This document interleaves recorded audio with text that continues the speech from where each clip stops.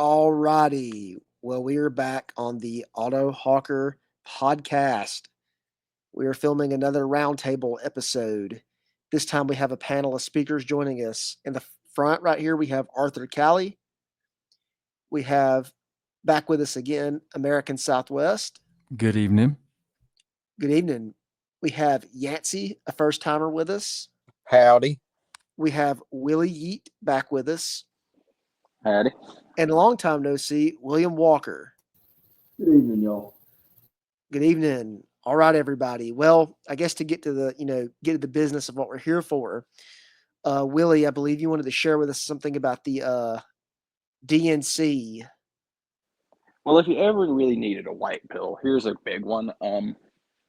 The DNC was held. I forget if it was either today or yesterday, but the clips have been going around, and the results show that they don't learn. They really haven't. There's only one direction on that train, and that's forward. They doubled down. And I'm just getting all the clips that I had sent to me.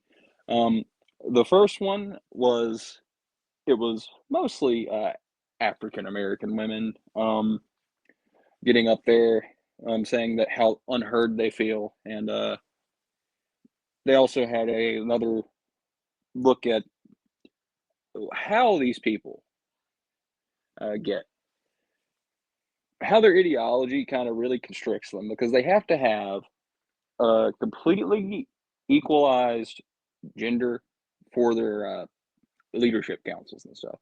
And if they can't get an equal amount of men and women, and they have a non-binary person step in the middle to even it out, because I don't really know what they're getting at there, but that's kind of wild.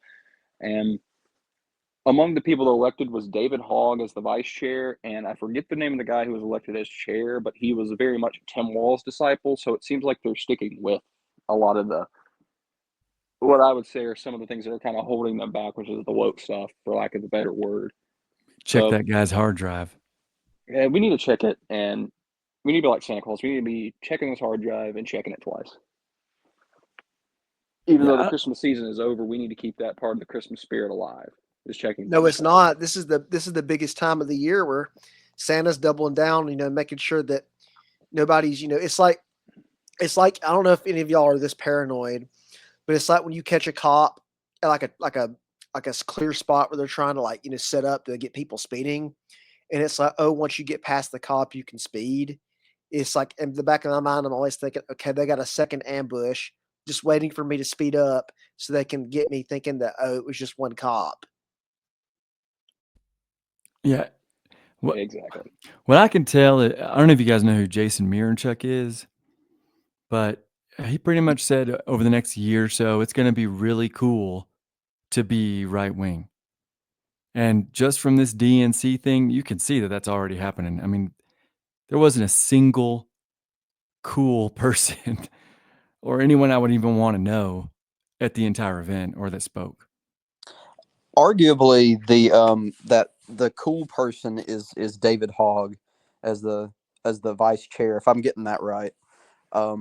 Which, if anybody sort of remembers, like over the past few years, ever since his claim to fame at being at the Parkland shooting, like 2018, people on like the dirtbag left and even like some of the mainstream left have tried to really pitch him as like, like like a masculine left winger, and everything about his public persona and his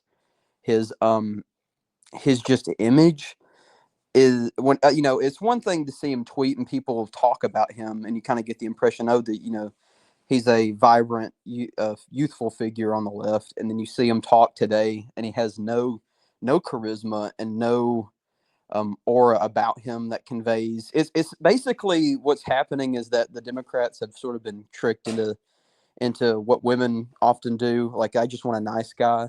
I don't want anybody who's toxically masculine. And they're like, well, David Hogg is masculine, but he's not toxically masculine. So let's this will get the young guys involved, and so it's like I think it's going to really backfire on them in like a major way, because like I said, if anybody who's like a normal guy looks at him, you can kind of get the vibe that he's like a creepy, beta like feminist type guy who would immediately grope somebody who is drunk at a party. Like everything they accuse Trump and like JD Vance of being, that guy's like the total encapsulation of that. And I really would not be surprised, um, given how young he is and how quickly he's risen to prominence, that if he becomes a liability in the future, we'll probably see some sort of allegations against this fella, and not for anything crazy, but definitely like he's definitely gives off a weird vibe, and I think he'll end up being a liability in the long run. Well, I mean, these are the people pushing the trans stuff, and I mean, they're really, really pushing the definition of what masculinity is with David Hogg, and the new chair. But it was Ken Martin was the name of the chair. But overall, I mean, they're not going to really appeal to them. I mean, like David Hogg has called for the abolition of ICE, which in the new view of immigration that we're seeing really take hold among a good portion of the population, that's not going to sit well. I mean, the average person is no longer for the Democrat view of what immigration is, even if they're not completely great on the issue, as in so far as like legal immigration needing to be curbed. Not everyone's at that point yet, but still, abolish ICE stuff is no longer going to be what I would see as a viable message. And it doesn't seem like they really learned what made people hate them. They just kind of hate the people for not accepting leftism completely and fully. Yeah, these choices by the DNC really seems like the whole crazy coalition have taken it over. Never been, of course, I've never been for, Democrat politics, but at least there were figures there that you could look at. And while you didn't like what they did, you could see that they had some competency to it. And for them to raise David Hogg, it almost feels like a Hail Mary to this. They're just kind of retreating back into every extreme liberal point they had. Yeah, he makes me want to use a Sam Hyde slur. Like, I don't see it. I don't see any. There's no gaining any new supporters for the DNC with this guy.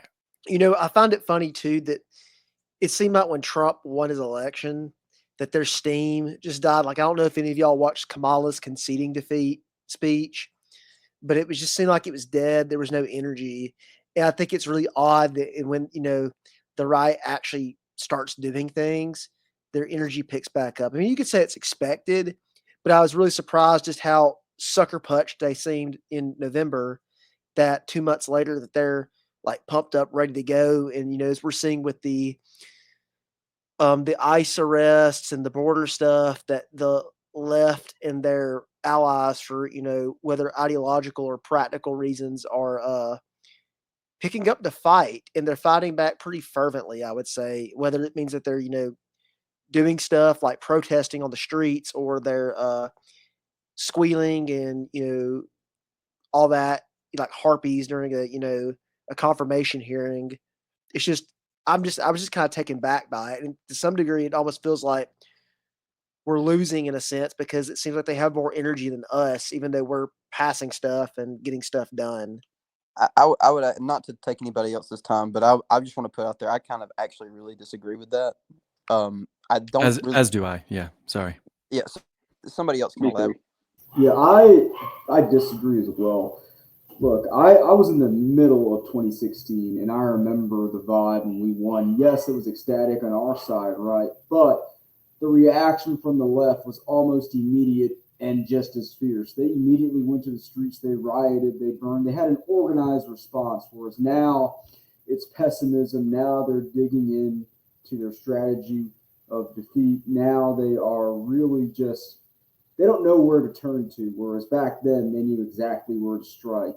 And this time, unlike the last time, I feel like we're in a better place, and we have learned a lot more, and obviously so has Trump. So I think that it's going to be a good 4 years. I expected you all as much to disagree with that. It's more from what I see. I guess what I mean by like we're not doing anything is, to me, it's just amazing that they can sort of deputize and weaponize people and go out in the streets and do stuff, and it's no problem. But it's like, all of a sudden we get a bunch of white dudes, that put up signs saying like you must, like citizenship, you must cross the border legally to be a citizen. Just something as simple as that or whatever. Oh my goodness, it's a threat. It's a threat to people and all that. And to me, it just seems like, I guess, as expected, we're always outnumbered.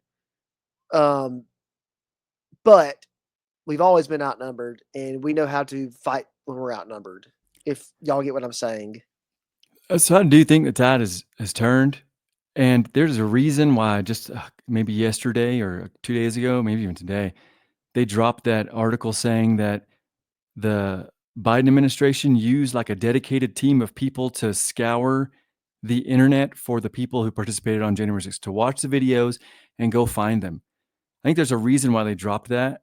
It's because they're telling us, like, hey, will you look at these protests of these Mexicans or illegals or whoever on the streets right now? Will you look at these videos and tell us who these people are that are currently burning American flags and waving Mexican flags while complaining about being deported? I don't know if there's a correlation necessarily, but to me, it seems it could be something. I think Well, the tide is turning. you're gonna have a hard trouble probably finding 90% of who those people are because ding ding ding, they're not citizens. That is true, Yeah, but they probably still have social media. Yeah, el social media es muy grande and más importante. There yeah, is Toda gente que also, es they español. have employers, there's people in their community that know who they are. I mean, you can find these people. It's not impossible. And I mean, putting their faces out there, some of them who aren't wearing masks at least, and standing out in the street. And we also have geotagging now, which is where, like, you can trace the phones that are in an area, and they're probably all over these protests, and find out where they are typically. I mean, there's a guy on Twitter who's done this all the time for like he did it for Kamala Harris rallies, and he found out a bunch of them were also in Antifa rallies and all that such. yeah. I feel like the most proactive thing the Trump administration can do, the most proactive thing that ICE can do, is to utilize whatever equipment they have, whatever technology they have now at their disposal, and just locate these people and deport them the same way they did the J6ers. They're going to use that sort of approach now. That's the best thing they can do, shock and all. Agreed. Anyway, let's move on to our next topic for the night. Um, what do y'all think about this trade war stuff going on with Canada? Does anyone listen to Stormy Waters? And how right he was about how tariffs built after Civil War tariffs built this nation, made it the powerhouse that it was. And we can do I it again, but this time it's more for punishing. It's not more for building us up. It's more for punishing. I'm only aware of that gentleman in the sense of his episode that he did on Pete Keone's show where he went and talked about like supernatural stuff, which I haven't really watched that episode. So I'm not going to really go into any of it or start spitting out stuff about it. But that's where I first heard of the guy. And I don't know if that was like his big bust on the scene or not. But yeah, I mean, somebody said this is the first time you'll have the South supporting tariffs in like U.S. history. Very true. Yeah. Well, I think back to Jay Burden in the speech that prepare for pain, and I think the best thing for the administration to do is to convey that message to the public. Because I mean, you have just today I saw Chuck Schumer, Democrat of New York, doing a fiasco up there on the podium, holding up a Corona beer and an avocado, and talking about how these are going to be more expensive for the Super Bowl. So it's really just it's inherent for the administration to point it out, to be like, yes, some things will go up. Prices may go up for a while, but this is for the long run good, And so I think they just got to keep hammering that message away as these tariffs come into play, and they do, hit the American consumers. They got to understand that, look, some short term pain for long term gain is the goal here. You know, when Bud Light went woke, I remember a ton of people were complaining about it. People I knew in real life talking about like, oh man, we can't drink Bud Light now. They gone woke and all this stuff. And I remember I thought, that still views the whole situation from a defeatist attitude.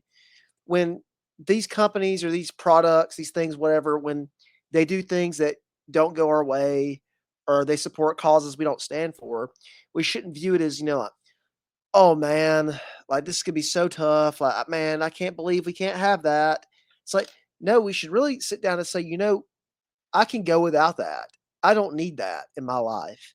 And I'm so sick and tired of people having this, defeatist attitude when it comes to that stuff. Like, it basically, to me, it's channeling off like, oh, like I'm addicted to this thing and my life sucks without it. And I think that's just, pathetic and weak.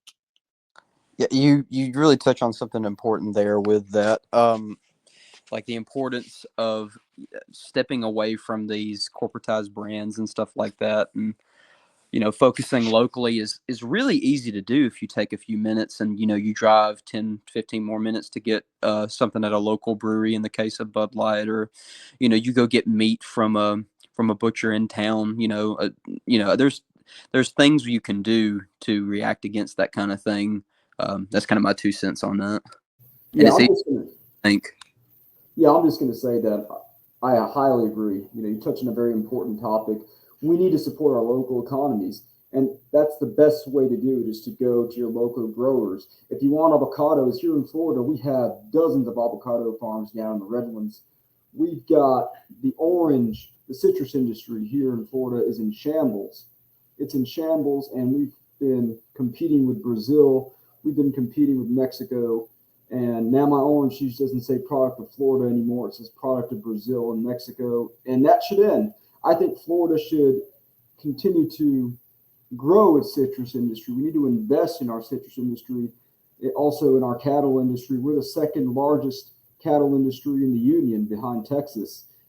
And these are industries that we need to focus on. We have to forget about reliance on foreign products. We have to forget about foreign labor. We got to forget about cheap products and cheap labor. These are things that are destroying us as a nation. And ultimately, sure, we're going to pay a price now in the short term, but it's going to pay off in dividends in the long term and rebuild our communities from the ground up. But that is the whole point of these tariffs, is to bring industry back here and to buy American stuff.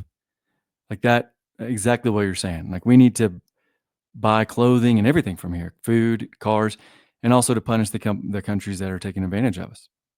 Absolutely. That's what we need to do. That's what we need to do. And, the complaints about it from libertarians, they can they need to shut up and understand that it's tariffs that are going to rebuild our economy. It's tariffs that are going to stop the bleeding that we've had now for the last 4 years. And arguably even before that, we can't have it any other way. The offshoring since the 70s will end. Exactly. I mean, my grandfather lost his job to NAFTA. So seeing someone finally actually do something, which I take as a personal slight on my family, and do the thing that makes the people who did it feel so, so terrible, just absolutely horrific, and are worrying to this degree, it makes me feel like, hey, someone's finally done something to kind of get back for that. Now, there is also a point to be made about the libertarians, which is they wonder why they have been left out of essentially every ruling coalition since the old right fell apart. So way long back in the day, as Murray Rothbard kind of talks about. And it's because of this. They just look at things in purely materialistic views, which is kind of why they're downstream from Marxists, in my opinion, is that completely material view of humankind and what we it don't needs to subscribe to prosper. Vivek here. Not at all. Vivek and his ilk are wondering why they're being laughed out and why people don't like them. Maybe it's because acting like such nerds who are purely focused on the line going up means that you don't actually look at people as people in the same way that Marxists don't look at people as people. One of the anxieties I felt about Trump winning was just that there are so many Indians surrounding Trump at the point that he won, like Vivek and talking about Kash Patel being the head of the FBI. But that really was a white pill that he got kicked out over Christmas. with his retarded tweet, and that would not have happened in the past. I hope people can kind of understand that you're able to trash talk white Americans, you're able to trash talk the people who built this country as an immigrant, and the fact that that wasn't tolerated by Trump um, and his campaign and now his administration is a pretty big white pill, honestly. That I don't think enough people sort of have looked at the implications of that. And too, on that, it's just that Vivek had the audacity to do that on Christmas Day of all days. He knew that was a heritage American holiday, and to me that seemed like that might have been something more in the long term planning, and he was just showing his cards. Now Cash Patel, I don't know much about, but watching that confirmation hearing of him, it made me like him more just because it was apparent how much these eldritch bugmen in Congress just hate him. I mean, but I can't be the only one who was kind of just waiting for the other shoe to drop with Vivek. I mean, all he ever really was just a really flashier, shinier Bobby Jindal, and always seemed to say what the right thing. Always seemed to just kind of have that used car salesman smile on every single appearance, and just talk up a big game. But then once something got threatened that was important to him, of course, is his H-1B lineage of coming over. I mean, the mask dropped immediately. So it was a great white pill to see him just kind of just totally get shoved out after that point. I know there's talks of him running for Ohio governor, but I don't see the backers there, the donor class, and of course the voters getting behind that. Yeah, I'd like to add to something I said earlier. So Trump and his administration, they learned from their previous experience in the White House, and one of the things they learned is patronage. You have to reward the people who got you to power, and he immediately shut down anyone who was a threat to the white workers. And Vivek was a threat. He was out there showing his true colors, spewing his anti-white vitriol, which he thought he could get away with because he thought things were still like they were in 2020. And fortunately, that was not the case. So I think that this is a good sign that they know what they're doing now, and they know who their patrons are and who they have to actually pay out to. So, yeah, I'm not worried about Patel. I don't think he's going to be a threat. And I think that people are tired of the Viveks and all the other Indian so-called conservatives. And I think figures like Vivek and even Nikki Haley are history. Well, the very interesting thing about them, but I think in general about it, is it shows a very incomplete view of what Americans are, the people that we find ourselves arrayed against in terms of the left and with the Vivek types, is they both view it, America and what's made its people great, as either simply just the Protestant work ethic, and the Protestant work ethic made America very well in their case, or in the left's cases, liberty and how it's progressively over time, in line with the Whig view of history, made itself more free and democratic. And both aren't, needless to say, what's made it great. It's the ability for that work ethic to coexist with, and a very capitalistic, I would say, for lack of a better word, system, in line with the very traditional and grounded people who cared about the people around them, closest to them, which is one of the things that JD Vance was kind of talking about recently, which I thought was very, very great, actually, because it was one of the points that you'd hear coming out of like one of our guys' mouths online, and how we have love and we are supposed to show love as Christian men to the people who are closest to us in proximity, of course, but also in terms of blood and family. So, I mean, that's one of the things that I just find very interesting, looking at it from that philosophical view of what America is. And I think that's why they're failing at this point. I really like that in a country full of, people chasing after unsound theology and essentially running away from anything that pertains to high church or a more traditional view of Christianity, that, basically the same week we have that, that quote unquote female pastor dropping things down on Donald Trump, screeching like a harpy at him during a sermon. And then we have JD Vance come out and basically throw some, like Thomas Aquinas on, or I guess it was Augustine that did the proper order or the orders of love.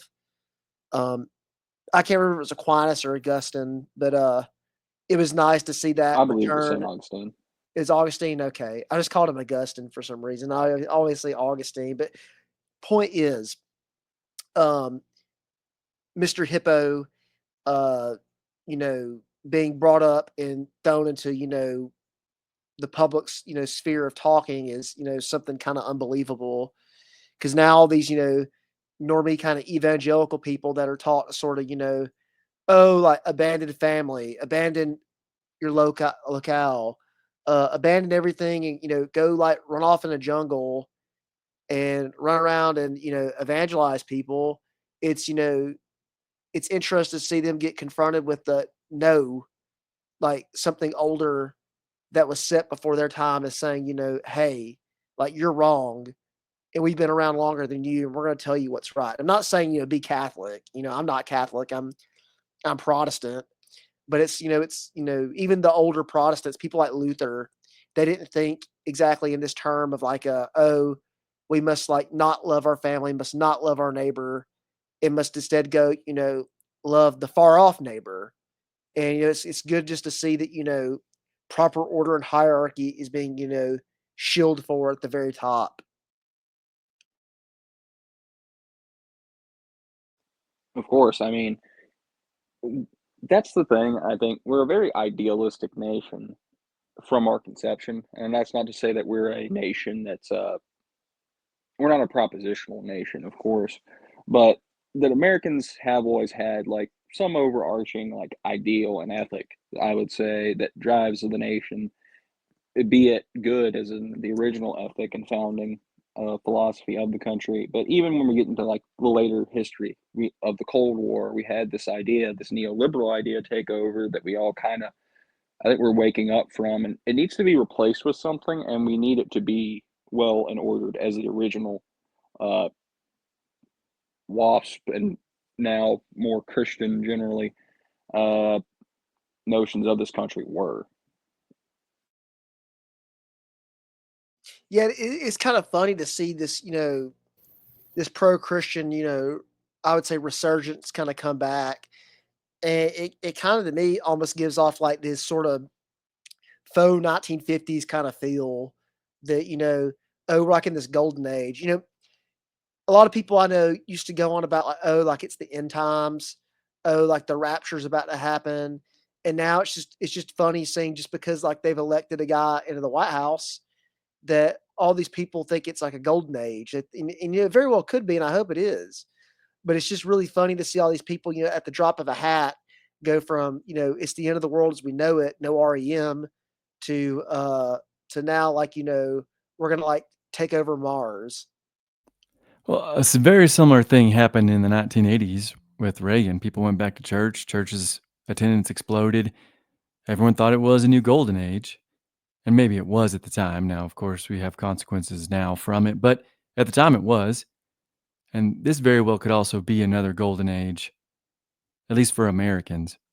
Southwest hits on a great point there. It might be a golden age for us, but we are living in the shadow of that golden age in a lot of ways. So it's a reminder that a lot of good things are happening right now, but they'll mean nothing if we don't take that political, in some cases like financial, energy that we're going to get with Trump, and put it back into the places where it needs it most, which is our homes and our communities.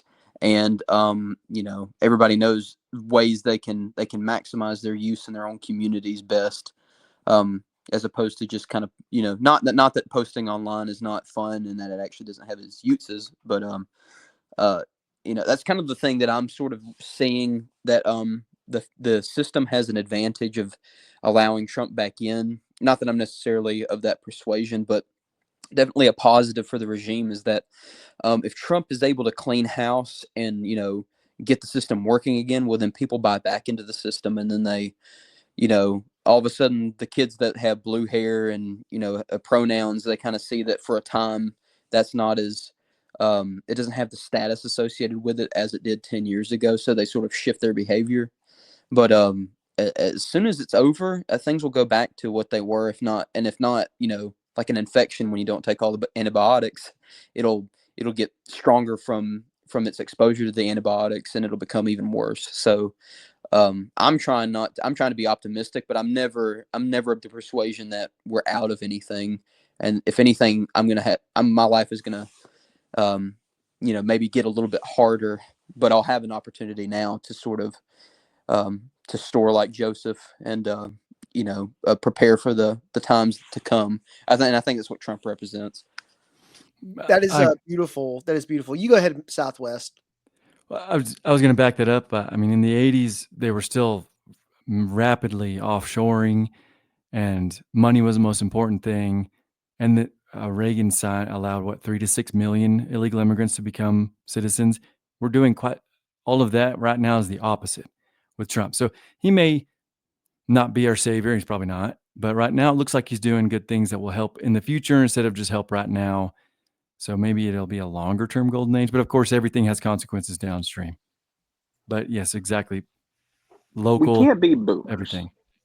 Well, I was gonna say something, about that. Like today, I saw where somebody was talking about how, man, this Gen Z sucks. They can't take a joke. They don't want to work. They're lazy. All this, basically like they're good for nothing type stuff.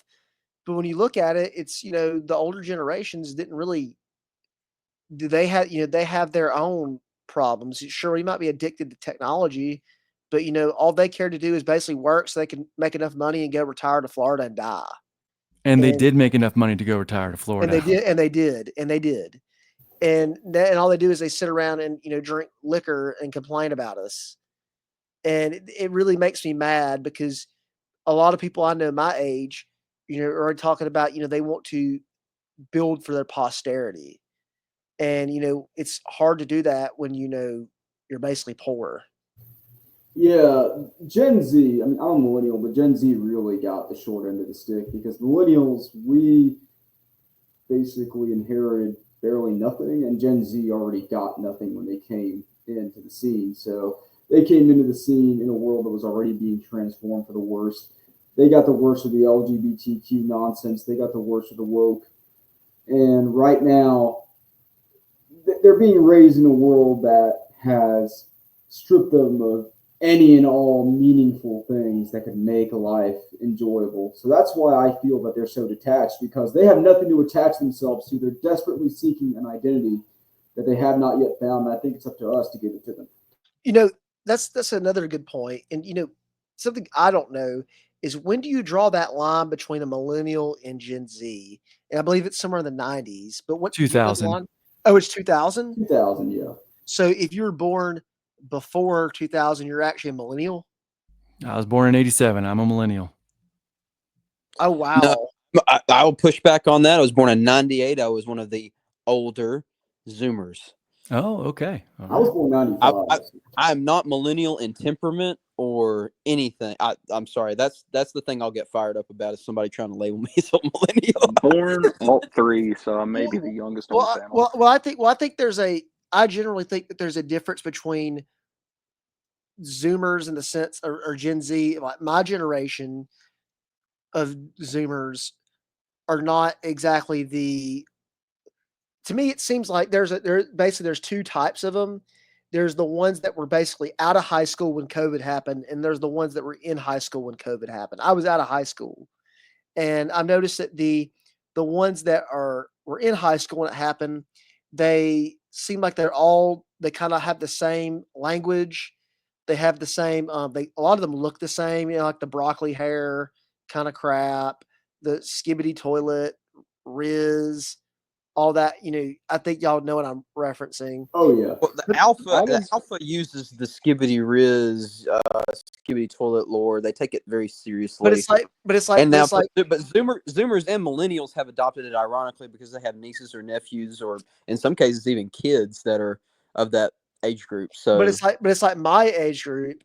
It's like all the people in it at least maybe in my area, it's almost sort of like, oh, we want to be like cowboys. Nice. Yeah, so I was in high school.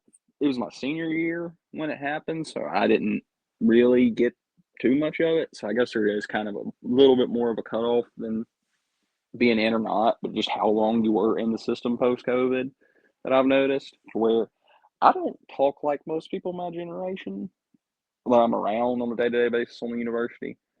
Um, to where okay, there's a lot of terms that I always hear. I'm like, what does that even mean? And yeah, there's kind of where I'm from. It was a little bit less of cowboy, but more like, and to an extent, yeah, it's there, but also just wanting to be like a bro. Well, how Yeah, old are you, Billy? 21.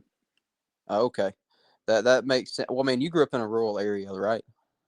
Yeah, kind of rural. It's a small town. I felt the same until I got on the internet, and I think that's a distinction between like some of the older millennials in this rural area. They're very much they have not really gotten a lot of like all of the pop culture that probably you and I take for granted is still disseminating to at least like rural millennials. Like some stuff is just new to them that has been around for years for us. But I feel like it's the spirit of the Zoomer is the spirit of the Zoomer. The spirit of the Zoomers is that they can no matter where they're from, they seem to like a not necessarily adopt, but they have more exposure to some of that internet culture, and when they do, they pick it up like a lot quicker than you would expect. Somebody who lives in a rural area I mean, to. I mean, This, this is off topic, but well, I mean, it's like I'm from a rural area too, Yancey, and it's like I remember the internet trends and things of that nature really didn't start picking up till like high school. I mean, I remember like in middle school there were some things like Gangnam Style was like a thing, but it was just like music. That's all it was, like music. People like music, what does the fox say? and yeah, and then it's like in high school is when a lot of like the social media trend stuff kind of got started. But I got started on social media late. I didn't get like Instagram and Snapchat and all that till like my senior year of high school. Which I was just didn't do that.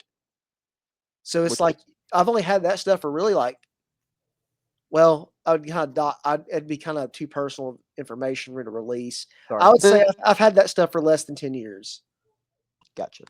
I mean, this I goes. was unfortunate and had a phone since third grade because it was a little bit more affluent of a rural area where I'm from, and yeah, so I've been around the internet for a long time. My thing is, I think it's the difference of like where I kind of went with the internet and where a lot of people did. It's like I ended up watching Gamergate videos when I was like in middle school, and that kind of became where I got my internet subculture stuff from. Was that whole circle of things going on to like the right wing stuff from 2016. So I got kind of politicized more than anything than a lot of people. So that may be where my disconnect is. Okay, I this was kind of. using AIM with dial up, so I'm old. I was going to say this feels like a confessional because I was 21 years old when 9/11 happened. So, the internet was when it came around, it was brand new, and you had all these ideas that it was going to, like change the world, and people were going to have all this information at their fingertips and knowledge. And here we are now, and it's so Yeah. it took a bit of a You turn. know, it's weird though because I remember as a kid there was some like I remember like you couldn't record stuff as a kid. You had to be home to watch something. And I remember instead of like we had like the VHS tapes, like the little black rectangles, and you had to literally like feed that thing into a TV to watch like a movie. I remember those. And it's I like had the original Star Wars and on the it's like VHS. So do I I. think we have them too. And it's just really weird to think that, like I remember like I remember when Facebook wasn't a thing. Like I remember Facebook coming out. I remember MySpace. See, I'd heard of MySpace when I was a kid, but it was like something they'd always talk about like in the TV shows. But it's like I didn't know anybody. I don't even know anybody that has a MySpace. I don't think any adults where I'm from, any Gen X people had MySpace where I'm from. Oh, it was huge. It was like basically the predecessor to Facebook, and people would use it to chat, mostly to socialize and network. It was, yeah, that's what it was basically. And you could upload like insane like amounts of like media files to it. Like I remember listening to whole albums after MySpace was like dead and gone, but it was like an archive of like underground bands that like didn't have anything anywhere else except MySpace, and it's like boom, their whole album and like live stuff is on MySpace. So MySpace was kind of cool. After it became uncool, it actually was kind of cool. Well, that's going to be the interesting thing about the future is you're going to be able to go back and see stuff. I think I've talked about this to some people. I've made comments of it, but throughout most of human history, everything seems to have more of a long-term lifespan. Whereas this past, 50, 50 to 60 years, like every decade changes. The fashion's completely different. The music is different, all this stuff. And I think what we're actually going to head to is like a like a slower period of time. I mean, like, I guess this is like the example I would use. You're sitting around with a bunch of guys, like Zoomer guys that are like my age. And it's like you put on what's that, like an 80s band, like Metallica or like Guns N' Roses, something like that. And it's like they like it. They like it. But it's like imagine like being like in Gen X and you put on like Elvis. That's the same thing. And those people don't like it. So I find it odd that, you know, it's just weird seeing that, we're coming from such this time of like fast-paced change and tastes to now we're approaching this period where things are going to probably be a lot slower. Stuck culture. But it's just really weird that it just so happened to be in our lifetime. Look, like I was reading before this, uh, one of those Creed albums, like I think the main Creed album is like top of the charts right now of like all the albums. And it's just simply because I guess this is music people heard when they were kids, and they just thought it was like nostalgic to sit there as a little child and hear it. It's like I listen to most of the like what my parents listened to. I listen to a lot of the band, Merle Haggard, just stuff my parents listened to that they started listening to when they were dating. And I mean, heck, I even like Nickelback for that reason. Of my parents used to listen to Nickelback. Well, I was gonna say that's every generation just listens to what their parents do and like it and kind of base their current music off of it. Maybe not everyone, but I've never heard anybody from Gen X talk about them liking the '60s music or whatnot. Really? Just watch 80s movie. I mean, Back to the Future was a homage to the 50s. I mean, they That's true. That's true to that extent. But I've never. Everybody I've met that's like Gen X, like, do you like Elvis? Do you like Creedence Clearwater Revival? No, like disgusting. My Thomas mom and dad would like disagree. Thomas PCR. 777 would disagree. Well, maybe I want to know what maybe Gen X you're hanging out with. maybe. Well, I can't go into those details, but it's like every single one of them I've met, they do not like anything like '60s related at all, and it's weird. It's just weird, and that's I guess maybe it's just like a fruit of where I'm from, and that's another too is like people of like the Gen X generation I know, they don't listen to country music. They literally it's like they like rock music and rap music, like the '80s rap, but like country music is like a my generation thing. Yeah, I've noticed a resurgence in country music even where I live. Now, at my university, all of the undergrads who are like Gen Z, they're either two kinds. They're either the traditionalist types who really follow all the major self-improvement YouTube stars, or they are the COVID high school graduates who are basically robots. That's the way I see them. I mean, they're really bad at communicating, and they all look the same, act the same, and have the same exact musical interest, same exact political interest. It's pretty scary actually to see this. But then again, I'm from a very metropolitan area in Florida, so I guess it makes sense that I'm going to run into these kinds of people. But it's in a way it's interesting when I find these people who follow. God, what's his name? I'm having a major blackout. Andrew Tate. Exactly, Andrew Tate. I've met. if I had $1 for every Andrew Tate follower I met who was 19 or 20 years old, I'd be a millionaire right now because it's almost all of them in Oh, that that's realm. sad. Oh. Yeah, it is. It's sad, and it's like they're so much better followers. So I always point them away from them. I point them away, and I tell them, look, you should read your Bible. You should obviously, take on a masculine identity for sure. Don't dispense of that. I agree with that wholeheartedly. But do not become a promiscuous Muslim. Well, the thing about Andrew Tate is, to me, he's kind of like he's almost like an Alex Jones type figure. And what I mean by that is that he's sort of like this side, like faux right wing kind of guy. And like what I guess what I'm trying to say is, like, you have like when I say conservative, I mean like people of our ilk versus like left wing people fighting all the time. But it's like, have you ever seen like somebody that's like a one of our types like get into an argument of like, with like a Alex Jones person about like, oh, like it's not like the lizard men, it's a certain country that's causing all the problems. And they're like, no, man, it's the lizard men, I'm telling you.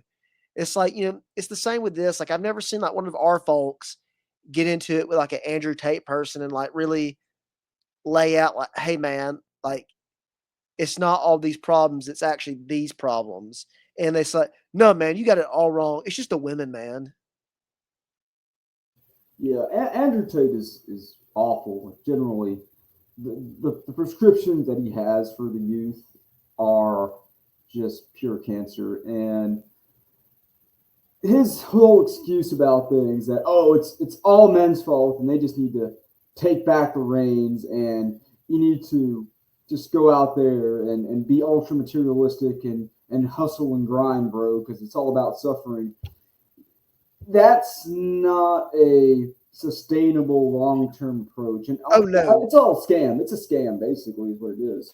Well, it's like you have like what's that Dan Pena, who's the other one that's basically like you need to be breaking your back 70 hours a week. Like if you're not doing that, you're a cuck. And you suck. You suck. You're lazy. You're lazy, whatever. It's that kind of crap. It's like, oh, like Dan, like I want to buy land so I can build a farm on there. It's like, you're not grinding in the office. Hey, Otto, thank you for the opportunity to allow me on to the round table. I've got to get off at this time, but look forward to joining future ones. Yes, sir. Thank you, Arthur. Thank you for your time. And I hope to see you soon. I think it's just a kind of an extension of like spiritual boomerism. Because I mean, when you think about it, it's like, what did the boomers really do? They strapped all the wealth from the next generation, and that's what Tate is essentially advocating for. I mean, just complete spiritual nothingness, purely materialistic, leave nothing for the next generation.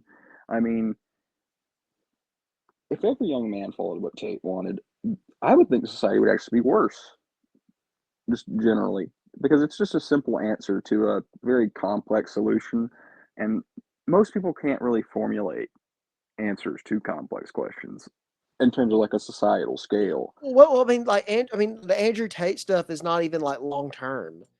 It's all thoughts about, it's all thinking, just about like how do I live my life at like from 18 to like 35.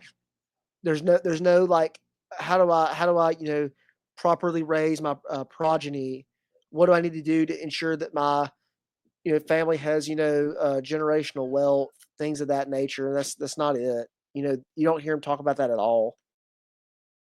Yeah, one thing that they have, and one thing that a lot of mainstream conservatives have, which was mentioned earlier, is that there's a materialistic approach to everything.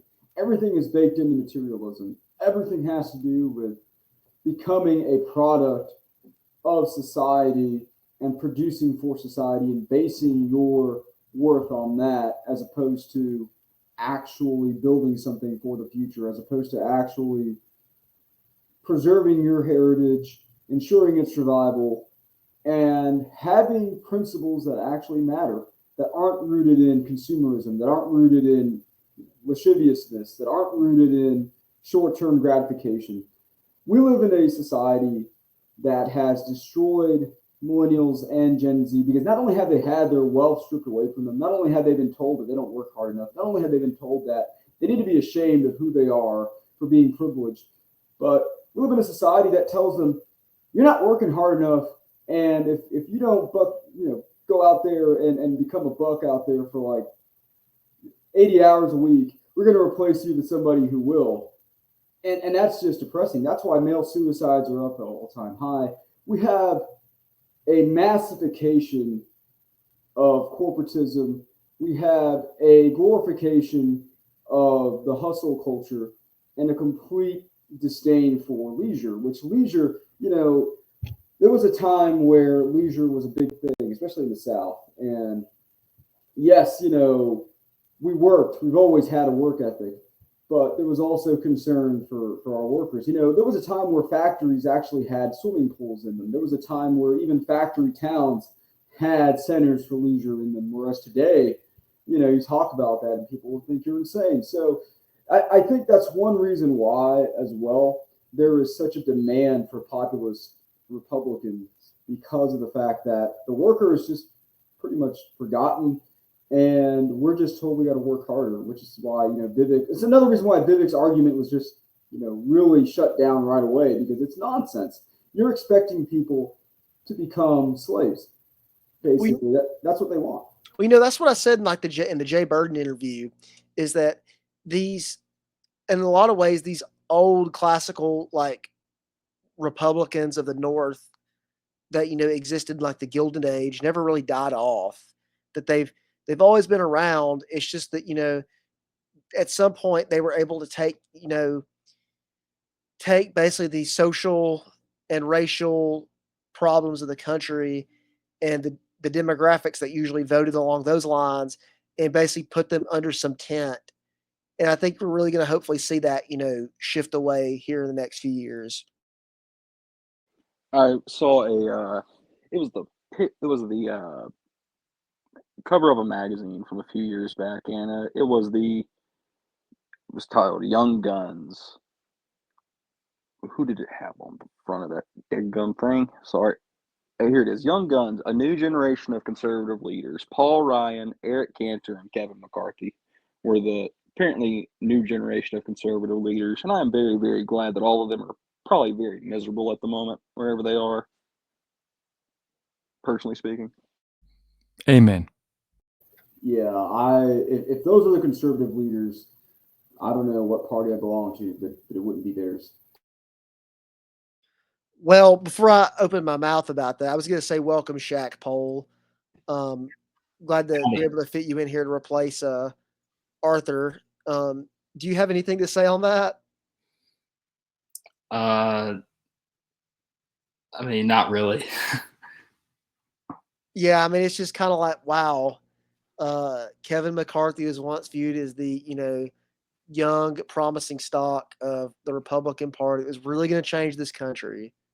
Well, it just reminds you of how far we've come in the last decade. How far we've fallen. I mean, that's pathetic. I mean, it really is pathetic. And, it's just kind of like, the American dream to most people. It's just really like it's a false allure, a false vision of a time that no longer exists and, probably will never really exist. The American dream is going to look different. I mean, probably for our generation, the American dream is going to be just no debt and, having, like 1 or 2 kids and a stable marriage.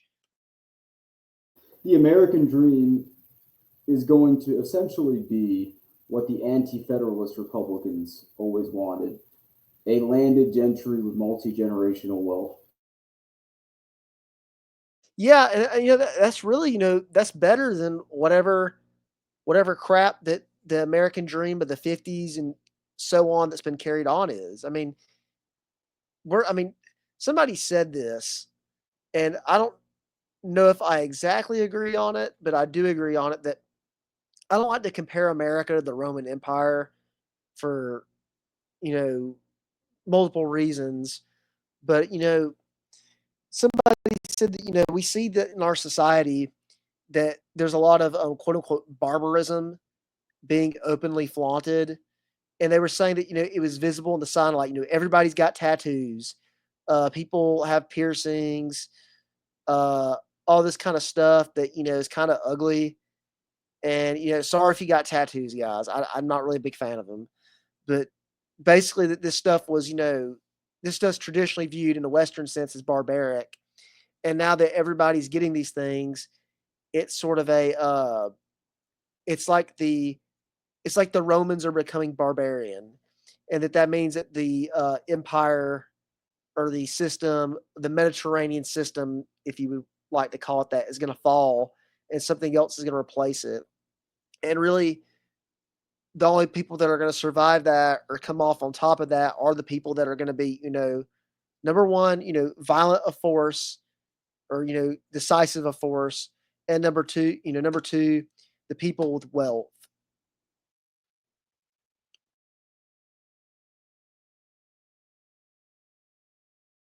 Multi-generational wealth in that matter. Um, Well, I mean, when you look at what Thomas Jefferson really wanted, I mean, it was the idea of the agrarian republic, and there's a good reason why the agrarian republic was, uh, and why I would think most of us would agree the best period of American existence and history was that period between Jefferson's first administration and the beginning of the Civil War, is because, I mean, there's a very good reason, which is being an agrarian republic where people, you have a stake, you have land that your family can inherit, you know what your place in society is, you know what you have to do, and your family has something to put long-term stock into, is expanding and maintaining your property and your farm. Now, the idea of the agrarian republic today may be a little different because of what we have. I mean, there's not too much virgin land to keep us going, I would say, but we need to find some way we can reconcile, I think, that notion where it really grounds people in the present day with what we have in terms of technology and ability to make your own living. Yeah, and that's not to say that the Federalists were entirely wrong in their argument. There was a lot to what they were saying about an efficient government, and obviously ensuring that we had a functional system of commerce and taxation, right? Like, they had their points, and especially about human nature and how base human nature can be. We needed restraints on that. But I think that a lot of their arguments were vindicated. A lot of what they said was right. And it is people who are invested in their community, people who are actually producing something other than debt, other than credit. Those are the people that really have the most to lose, because creditors and merchants, as they were called at the time, they don't really have anything that they care about except for capital. And that's where we're at today. We're in a society where capital is the thing to get in order to be of value. We're a society where that is all there is. And, wherever you look at it, that's where it always leads to, whether you're left wing or right wing. It's all materialistic. It's all based on capital. And they all think that, okay, so economics determines everything. And we got to move away from that if we're ever going to get somewhere where we want to be, to actually produce something that's going to be long-term and sustainable. Because if we use that dialectic of economics and capital in every argument, I don't think we're going to get very far. I think we got to really return to a sort of Christian-based tradition where, yes, we obviously want a free economy. Yes, we want to produce goods. Yes, we want to control our economy in an efficient way. But at the same time, we don't want to make it where the big line is all that matters at the end of the day.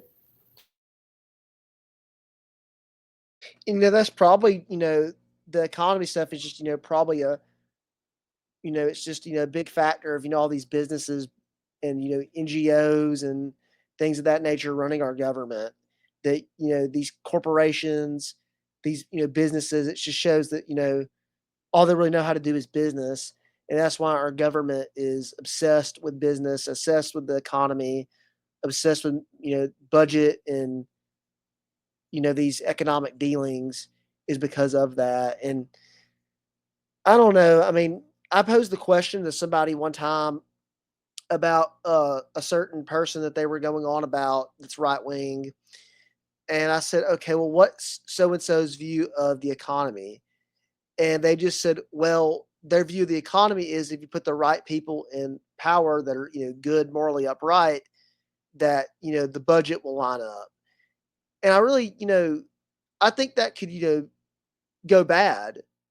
But I believe in most cases that's probably correct. You hire, you get good, competent, people, they're probably going to do a good, competent job.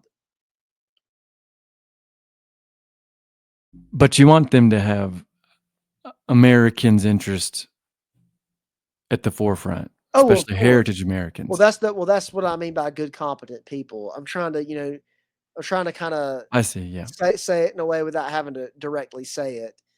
And I said it for you. yeah. So you'll be the one that gets canceled first, obviously. I hope Not not. not all of us. Um, and that's kind of what I think on it. But not to I don't know if I want to ride the economy stuff too much longer because I'm not an economist, and I don't know too much about economy. I What do you? think that you don't have to necessarily to understand what makes a good economy. I mean, G.K. Chesterton, and I was searching for this quote, and sorry to kind of cut you off because I found it so poignant to the conversation. But Pour it G.K. on me. Pour it on Chesterton, me. an honest man falls in love with an honest woman. He wishes. Oh, wait, is this it? Oh, yes, this is. He wishes, therefore, to marry her and to be the father of her children, to secure her and herself. All systems of government should be tested by whether he can do this. If any system, feudal, servile, or barbaric, does in fact give him so large a cabbage field that he can do it, there is an there is the essence of liberty and justice. If any system, republican, mercantile, or eugenist, does in fact give him so small a salary that he can't do it, there is the essence of eternal tyranny and shame. Well said. Well said. And that's something too that I've noticed. And I don't want to go on the whole like Protestant versus Catholic debate. I guess today it seems like I come in the bat more for the Catholics than the Protestants. But you know, what I'm starting to notice is it seems like a lot of this right wing stuff, and it's kind of obvious. A lot of people are becoming Catholic, they're trad cath, whatever. And it seems like there's sort of like this Catholic revival, and people are starting to appreciate the traditional symbols of Catholicism, i.e., like monarchy, you know, hierarchy, things of that nature. And I believe that a lot of these attacks and things on our system that we have now. I was kind of positive this when I put something on Twitter about the French Revolution that and I don't disagree with these takes, but I think to some degree that a lot of this stuff is more of a backlash of like the Catholic system just trying to have a bone to pick with like the Protestant WASP kind of traditional American system, and that system's became bad, obviously, as we're seeing, and a lot of these Protestant WASP types are fighting against it.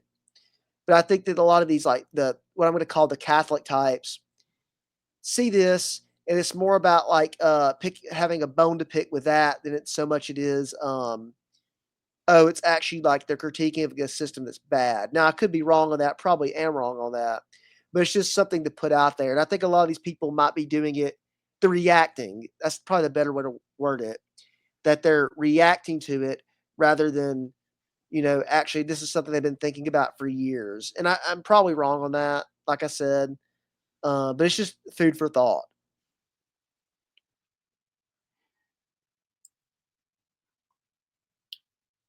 Well, circling back to the economy, whenever society forgets that the economy is a tool to serve the welfare of its people and not an object to be served itself, that's when things really go awry. And that's our worship of the economy has sort of led to a lot of our demographic problems. You got to have women in the workforce because that doubles your labor supply, but then there's no one to really raise the kids, and so women start having fewer kids, and you need to bring in millions of foreigners to replace the shortage of the next generation of labor. So it causes so much rot, and it's so multifaceted in how many problems flow forth from it when you put the economy above all else. It's and I think I said this on the Jack Milton interview, and I'm going to release that first before I release this, so they're kind of like in chronological order. So I'm going to be kind of referencing something at this time that hasn't been uploaded yet, but by the time this video is uploaded, it will be uploaded. So hopefully people will watch that first. But I was telling him about modern day, back in the fall of 2023, I had this concept of this thing I was kind of like laying out called like modern Canaanites. And it's simply an attack on pretty much the modern secular institutions or the social norms and comparing that to the biblical Canaanites. And we see like animal worship and the fact that people they like animals more than dogs, or not animals more than dogs. They like people. They like. Sorry, I'm speaking too fast. They like animals more than people. Then and you can kind of compare that to like worshiping graven images and animal worship and what's the term? Um, not I don't think it's shamanism. It's not shamanism. I'm thinking of Animism. animism. That's what I'm thinking of. Animism. For some reason, I had a like a PowerPoint in my mind where somebody had that, and at one time when I was in high school, and it had both shamanism and animism beside each other. It was like some quote from the Bible or something, and I don't know why I was thinking shamanism, and I was trying to remember. Anyway, you get the point. Um, and then we see, there's basically, this mass, human sacrifice to Baal, or sorry, Moloch. Well, I guess Baal, Moloch, same demon, in the grand scheme of things. And the fact of, we're aborting, children for wealth, health, and success, because if I have a child, I can't work. Oh, if we have a child, it's a, economic strain on my fund, on, our livelihood, on our partying, on our going out, on our, private life. Um, that's as far as I really developed it. I mean, I guess you could say there's some Ishtar worship going on with all the sexual promiscuity that is going around in our sphere, even though she wasn't a Canaanite deity. I believe she's more of Babylonian extract, but I think y'all get and the viewers get the idea of where I'm going with that. And it's not meant to be literal, but it's just weird to see that this thing happen. And too, I watched a sermon from some Australian preacher. I don't remember his name, and I don't think it was exactly important. He was a young guy though, and he talked about how to some degree you can call the Western system Babylon, like the Babylon from Revelation, like the harlot of Babylon, and that it is this, it gives you wealth, health, and success, but it spiritually robs you, and it leaves you, in enmity with God. And I guess you can, you see that, in the fact that a lot of true believers, a lot of real Christians are completely opposed to the system that we have now in place, and that we see like like in the Bible with Shadrach, Meshach, and Abednego, where they stood up to the Babylonian system, and they were thrown in the fire for it. Praise be to God, He was there with them in the fire, and they were, they came out unscathed. But that's kind of like a almost an analogy, I guess, for the system we live in to some degree that I've been thinking about a lot in the past year. Well, I'll be more literal. I think that we actually are ran by demons. So I'm taking it literally, Otto. But in a more serious note, I mean, yeah, I think that's a very poignant conclusion about Western society. I mean, when you look at, say, the works of Spengler, where he talks about the Faustian man, and we kind of live up to that, but there is also that aspect of the original story of Faust within that I kind of think of, and that got me interested in the story, where he's made a deal with the devil for his eventual goal. And part of me wonders if this very materialistic view in which we view things, and I mean, when we look at how we're taught political history, even, it is liberalism, which is very materialistic as it's developed over time, into this like line must go up, world order must be kept going, and the Marxist, where it is people are defined by their material conditions as workers. It's very dehumanizing, not in the liberal word where it's like, oh, you said something offensive that makes them seem less as people.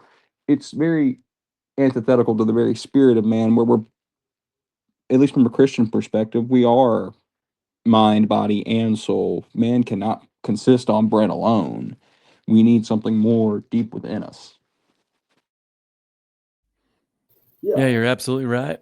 yeah, This has been great, y'all, and I'm sorry to head out, but I do have a heart out here. But this has been great. Thank y'all, and I hope to do this again very soon. Oh yes, sir. Thank you for coming on, Southwest. All right, see y'all later. Take care. See you. yeah. No, I And it was down absolutely to agree. 4. Go ahead, William.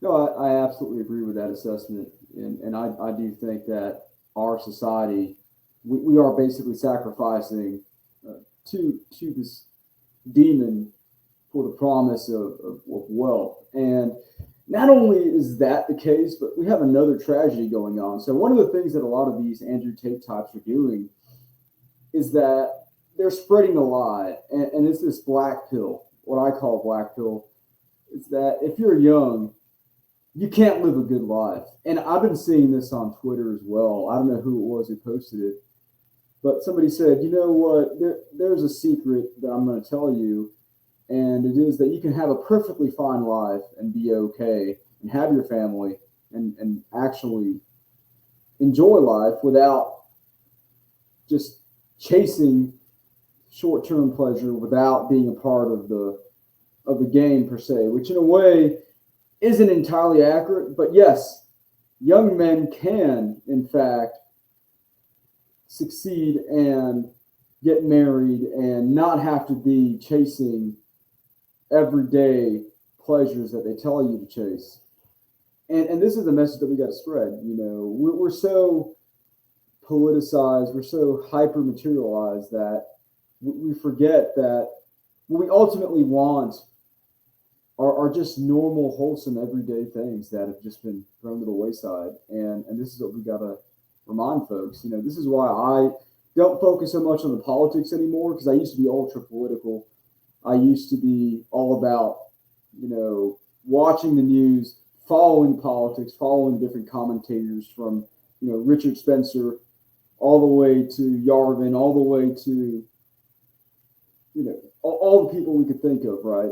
Whereas really what we need to follow are the bare basics of getting enough money to buy a house, which, you know, depending on where you're at, it's, you know, harder than other places, of course, and just finding that right woman and having a family. You know, it's really that simple. And we've been lied to. We're told, no, you can never do that. What you have to do is just waste away in this rat race until you're dead. That's very fair. And also too, a lot of people I don't think view themselves in, at least how I try to view myself, is that I am a work in progress. There's always a goal I'm trying to get to. And to some degree, too, life is also not meant to be exactly something that you have all figured out. And it's something you're supposed to just kind of ride on, ride the wave. And I think a lot of the Andrew Tate type people, they have it, in their opinion, narrowed down to a science of what the problem is. And it's basically like, I need to, basically flex on people all the time. And it's like, it's not exactly the case. It's like, sure, you want to, be in the best position you can be. I think you have a, moral obligation to God, to do that. It's very hard to do. But, there's things that, like honor and integrity and, actual genuine hard work for the sake of, the glory of God and, things of that nature. And, working out to make yourself actually, healthy, not to, chase women. I mean, look, anybody that works out tells you they're working out for themselves, is lying, but they're also not. I mean, you want to be healthy so you can find a good partner to reproduce and have healthy children with. That's the bare bones of it. But we're not working out so we can pull chicks and get one night stands here.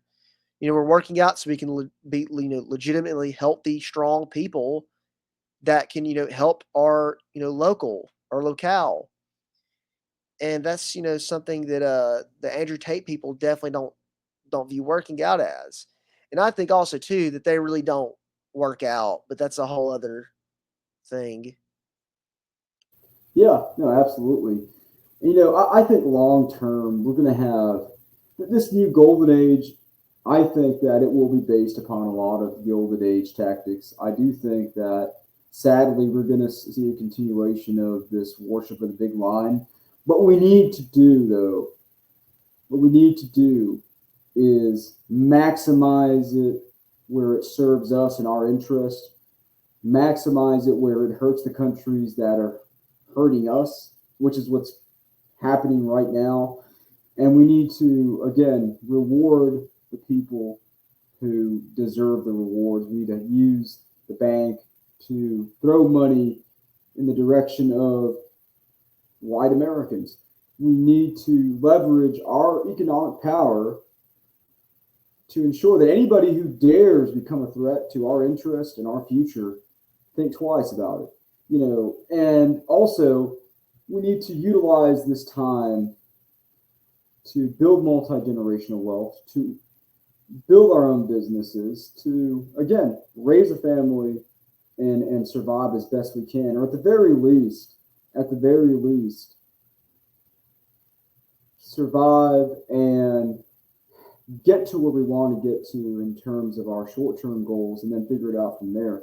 But we're going to see a lot of Gilded Age tactics. I mean, look, we have Elon Musk in there with Trump. We have Jeff Bezos in there.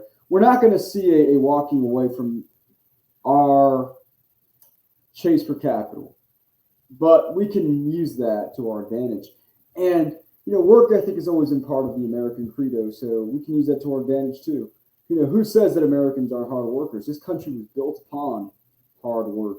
Who says that we need to bring in third worlders that work harder than us? They don't work harder than us. They really don't. I've seen them. They're all over here. They're awful. They're incompetent. What we need to do is take back the narrative and say, look, you know what? We're going to do this with good old American know-how and Christian work ethic and values. I mean, we had a thing called sumptuary laws back in the 16 and 1700s that basically said you had to work and live off the sweat of your brow, and you had to have certain standards in society, or else you would be fined and penalized. And we have to have that sort of ideology come back. Now, it's a Puritan ideology, okay? The Puritans were the biggest on sumptuary laws. It was not popular in the South. But that old English work ethic, that's never really going to disappear. It's what fueled the Gilded Age. It's what's fueling this, And of course, we're going to see a time where this is going to come about in a way where we're going to see work ethic as once again a Christian virtue and not as the grind. I feel like we're going to see a melding of the agrarian ideal and that Puritan work ethic come back, because there's no other alternative, really. Again, what is the alternative? The continuation of the same? No. We're going to have to obviously accept the fact that capital is important and that those who produce capital matter. But at the same time, try to meet in between in a way where we can have leisure, where we can have time for family, where we can have time for the things that matter truly, to make that hard work be of any value. Because otherwise, again, we're just slaving away for a lie, and that lie needs to come to an end, and I do hope that it does. So to summarize here in this section, fellas, I think that these tariffs are a good thing. I think that if we become the economic powerhouse of the world again, and if the machine goes brr again, and our money just continues to become hopefully continues to remain the reserve currency of the world, I think we're in a good spot. Because if the economy collapses, if our currency continues to fall the way it has been in the last 4 or 5 years, I'd be very worried. I'd be very concerned. And people talk about price hikes, but with the inflation the way it was the last 4 years, that was something that was scary. And I hope that right now prices look sticky. Right now prices are sticky, but I hope that eventually things will sort of even out and we'll be able to go buy groceries again and we'll be able to be a strong, independent people once again. And with the aid of Almighty God, I think we will.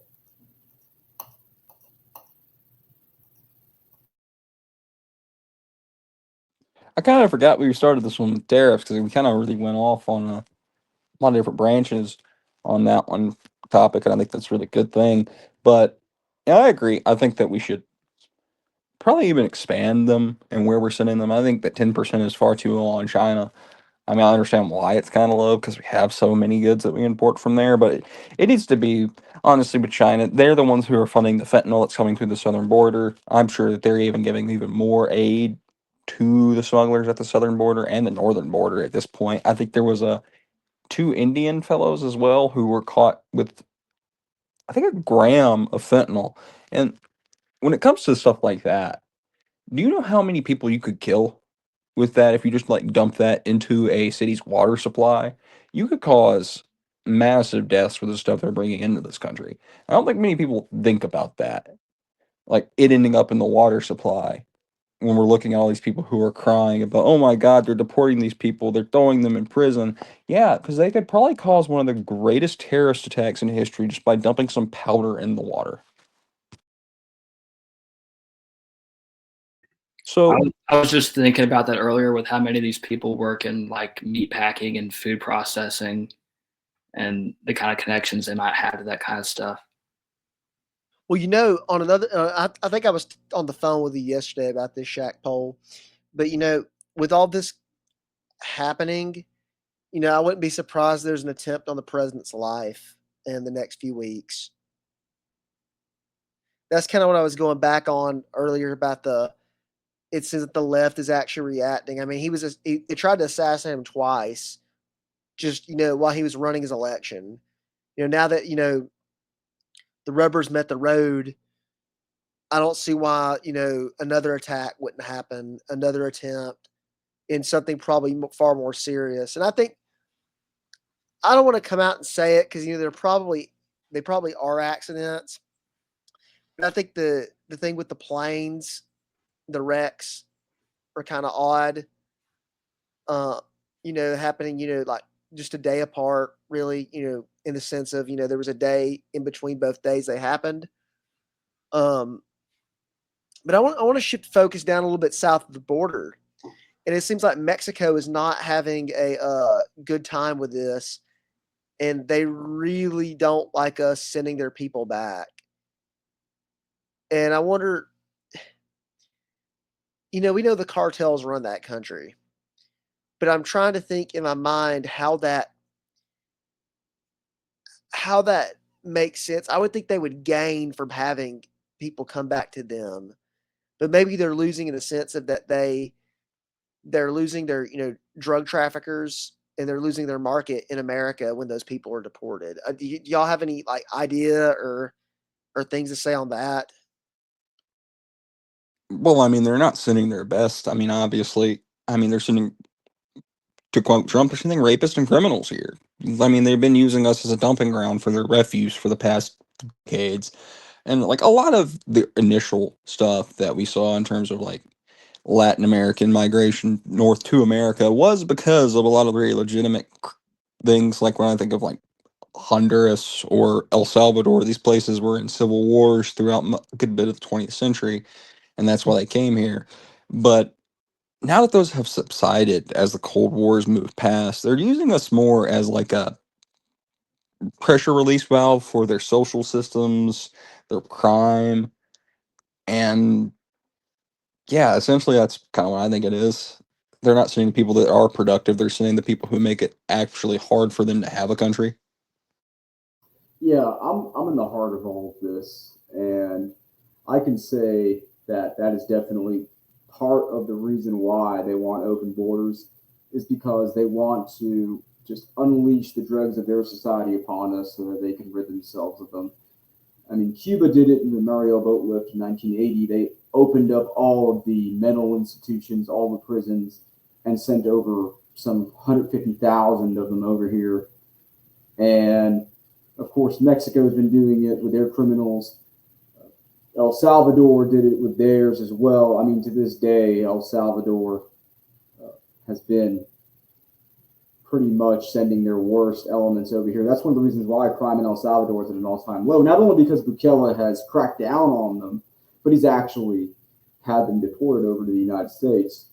And so that's one big contributing factor. But another one, which is a little more nefarious, I would say, is that they're using the United States as a cash cow.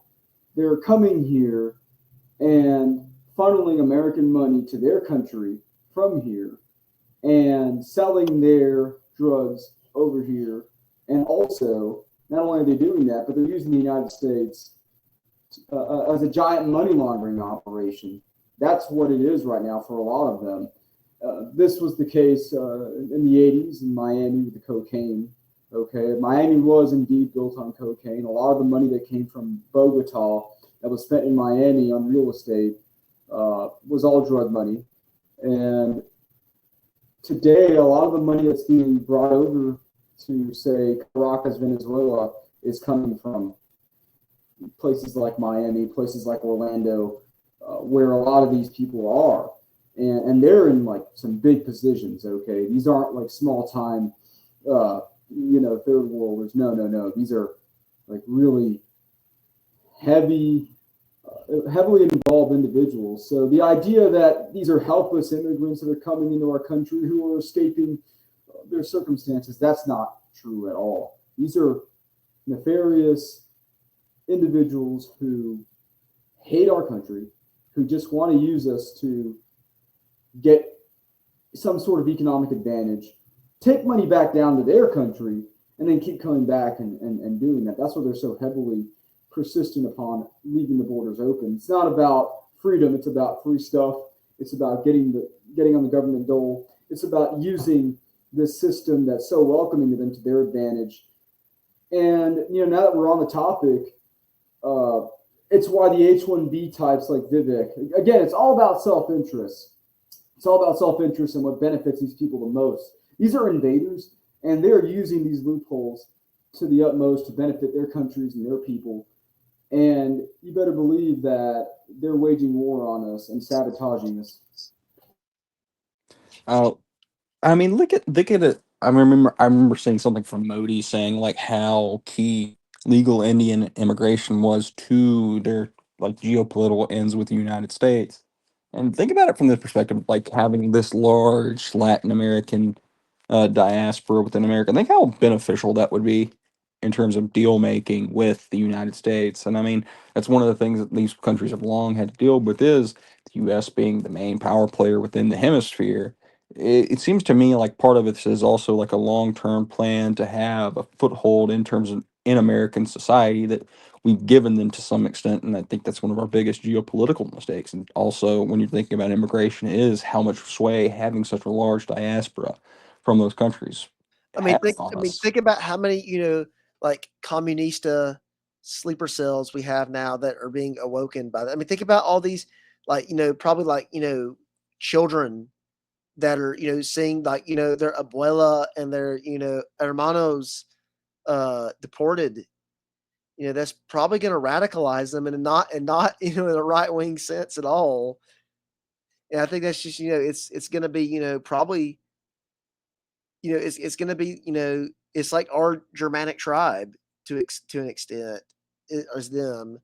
And I think, like, they're a large portion of the military, a good portion of just the general population. And I think it's going to cause, deep problems in the future. I mean, really, even some of them are politicians. I think it's going to cause a huge problem in the future. It absolutely is. And I think this is one of the reasons why the DNC is digging down on their ethnic take on things, right? They're using identity politics because this is where they've invested so much of their resources in these invaders, and so they're going to continue to use them as a bludgeon against Heritage America. And since they know they have them in so many different positions of power, they know they can. And this is why I'm skeptical about how we're really going to handle Latin America and how far we can actually get in influencing these countries the way we want to, because there's so many of them in here in positions of power that they can just make a few phone calls and who knows what could happen. I mean, it's scary, but that's where we're at right now. We are occupied by foreigners. We are a country that is at the mercy of invaders, really. We really are. And the sooner that we tackle these people that way, the better, because right now it's we are at their mercy and we need to treat it that way. Now, do we have the resources to deport them all? Probably not. But should we put enough fear into them to where they will just self-deport? Absolutely. The process of removing all these people is kind of like chemotherapy. It's going to hurt a lot in the short term, but it's something that we need to do if we're going to maintain any kind of identity as a country going forward. There's a lot of stuff that could go down in terms of cartels, and the labor shortage is going to hurt. The prices will probably go up if Trump is actually serious and cracks down on them. But it's going to hurt in the short term, and we need to be ready for that. And like I said, it's about the will to fight. And I think the sad thing is throughout Western history, there hasn't been a lot of times of one. I don't know if we've really seen the full force of willpower displayed in fighting off something. To be real with y'all, um, maybe Afghanistan, but the Western system doesn't have a good track record of those who are on the back foot, who are fighting as hard as they can, really fighting to the absolute bitter end. It's like they suck it.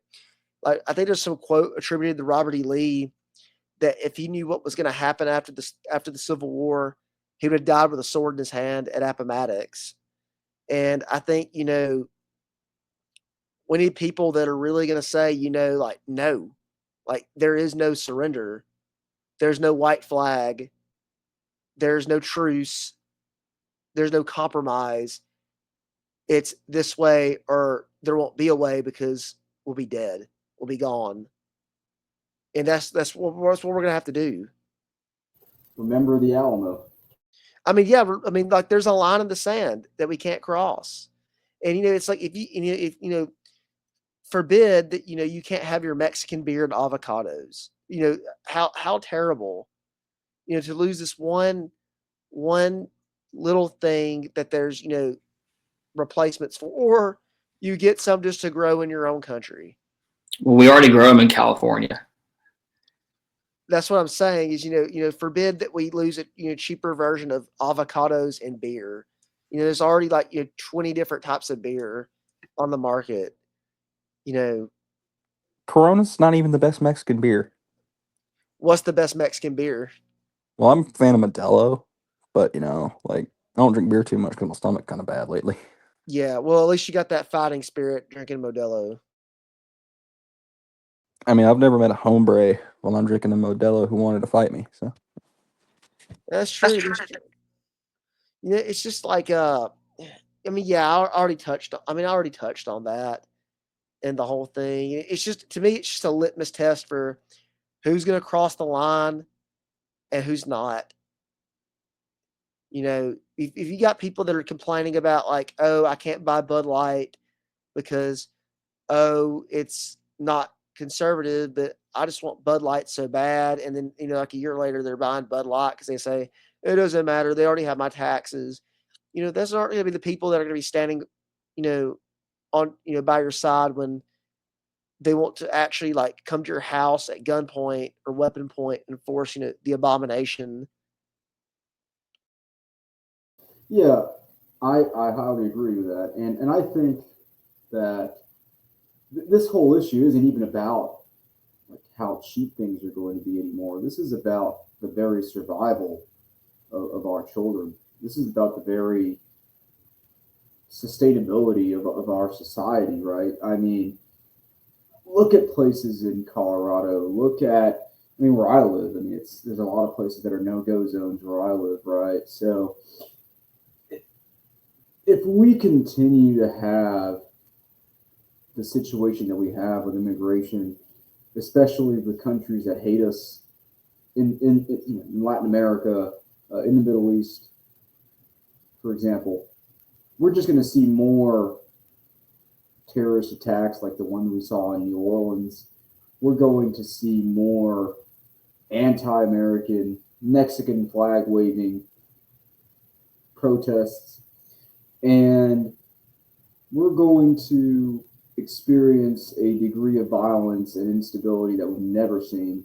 And, Mexico is absolutely a cartel run state.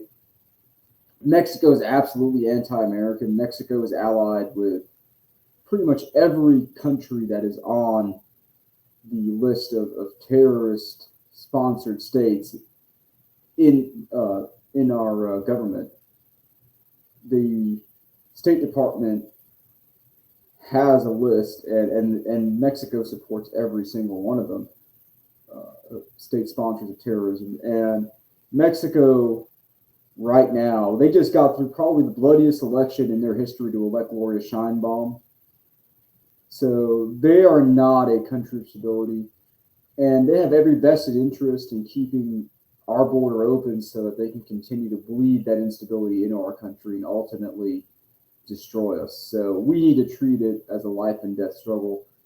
And I dare say that it shouldn't even just be a tariff war. I think we should go in there and treat Mexico like the way we treated Afghanistan. I think that we need to declare a war on the cartels in that manner, and who knows, do whatever we have to do to ensure that Mexico is treated accordingly.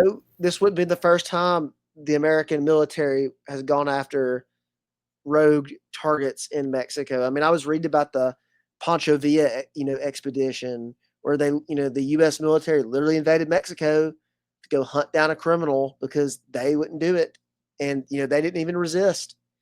And they would obviously the modern day Mexican military would resist if we called down the Marine Corps to go over the Rio Grande and go into Juarez and start rounding up cartel people. But I think obviously the goal would not be to take them over and bring them into our fold. As bad as this might sound, I think you'd have to be a special operation, just like what we see Russia doing in Ukraine. It'd be going over there to weaken their assets and come back to us being more stable than they would be. When you look at like the history of Mexico, and I've done a fair bit of work on this in more recent times in terms of researching it, they've only ever really been stable when they've had a strong central figure. And I mean, when I really link up stability in more recent Mexican history, I think the Porfiriato, where it's the reign of Porfirio Diaz, where there is still a lot of the same problems we see in Mexico, but also it's held together politically by one man. And Diaz is kind of in a lot of ways symptomatic of what's wrong with Mexico, but also emblematic of how it can somewhat be alleviated. We needed someone in there who, and a lot of Mexican identity and Latin American identity has been built around opposition to the United States over time. A lot of it's just problems from the Cold War and our involvement in those countries going back a long time. We need to re-gear them to be like they once were, which is, frankly speaking, just good little puppets. Like, we can just bully them. We've done it in the past. And sure, a lot of bad stuff happened because of that, but also it's us or them. And I choose us because we're the only ones who have really given anything really useful to the world. Yeah, no, strongman figures throughout Latin American history have always been the ones to keep the order. That's just the way it's always been.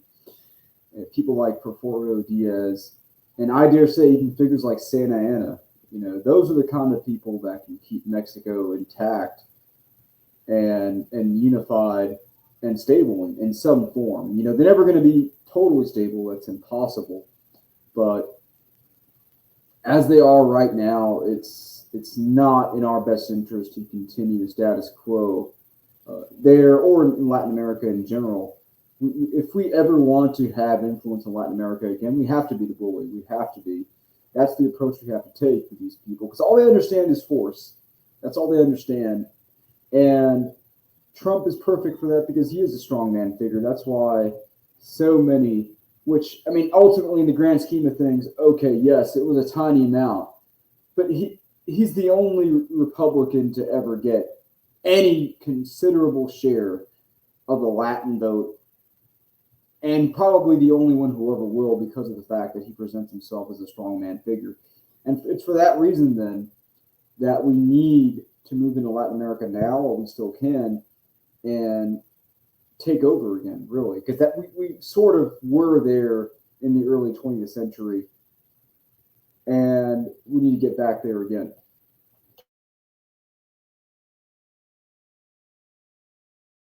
Yeah, and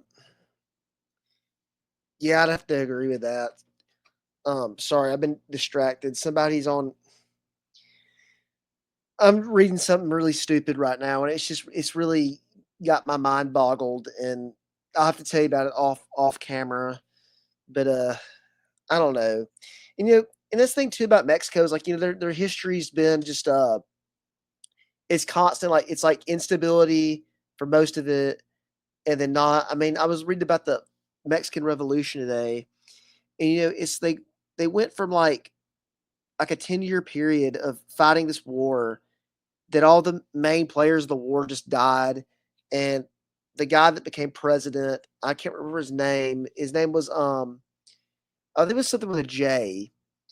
No, it was like Oberon,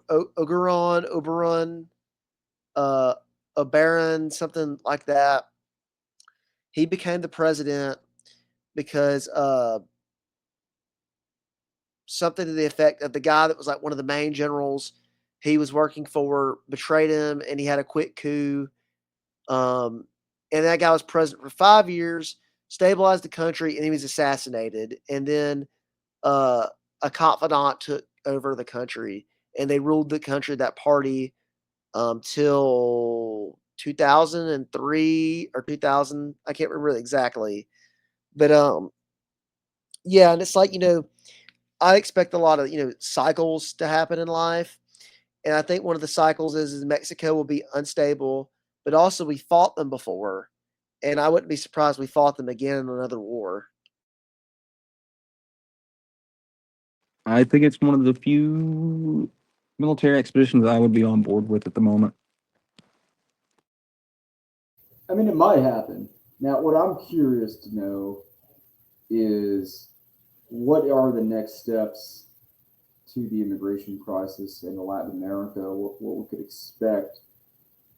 And one thing that I can definitely say is that this is going to be a big issue because of the fact that, again, we have a lot of them in places of power. So it's interesting. It's interesting they chose Marco Rubio as Secretary of State. I think that was a good strategic move because Marco Rubio, I think he's been whipped into line now, so he'll be advocating for us more. Hopefully, I'm not too sure about that, but I feel that he's going to be the only one to really be a conduit between Latin America and us. And we will see how he deals with all the kingmakers, and power brokers down there.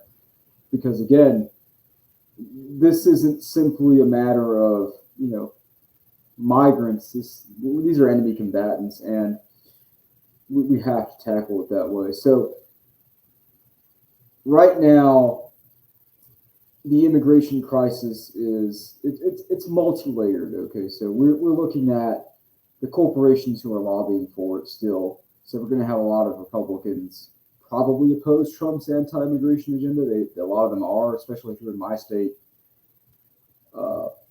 And then there are some that say, "Oh well, we'll just have a watered down version of it." And then we also, of course, have the people who say, "Well, we just don't have the way to deport them all, so we just have to live with them, and we need H-1B workers and the Elon Musk types and what have you." These arguments and these people need to be shut down if we're going to really clean house. And we got a lot of cleaning to do, and it's going to take years and probably a lifetime to really fix things, if possible. I mean, at the end of the day, too, we're not exactly fighting for at least I know me and a lot of people from the South aren't exactly fighting for a United States. We're fighting for what we know as the United States. And I imagine all four of us in here could agree to that if we lost California, it's not exactly the end of the world. Yeah, I mean, I certainly agree with that. Now, it would hurt probably short term, but at the same time, and this is a great thing. This ties into what I said earlier, by the way, about capital. One of the places that has become a center of capital for the United States is the South, especially cities like Austin, Texas, cities like Miami, cities like Charleston and Atlanta. So, Definitely Charlotte, not Jackson, Mississippi. oh no, that's definitely not there. But The steaming pile of garbage that is the capital of my state, named after one of my favorite presidents. Well, unfortunately. there's capital down there. It's just somebody's probably pushing P, and by P I mean perks. Well, I mean, listen, there is capital and attributed to what's in a dime bag, but it's not necessarily like venture capital. It's more startup businesses. Yeah, probably like rap careers and like OnlyFans, booty pics. I don't know, something degenerate, definitely. Did they ever get the water turned back on? I don't know. I was down there visiting my cousin at his college for one night, and that's when I decided that, you know what, I'm not going to really care about the problems of Jackson anymore because Jackson clearly doesn't care about me. Because the whole time I spent there, I was like, I'm going to die. Like, I'm going to catch something or get shot. Well, that would be catching something. It's just called catching a bullet. Yeah, but the other things I could have caught would have probably been more long in terms of pain, like AIDS. Well, I think that's more like a San Francisco problem. Yeah, but also I'm not sure. Every time I go to Jackson, I get worried about AIDS. No clue why.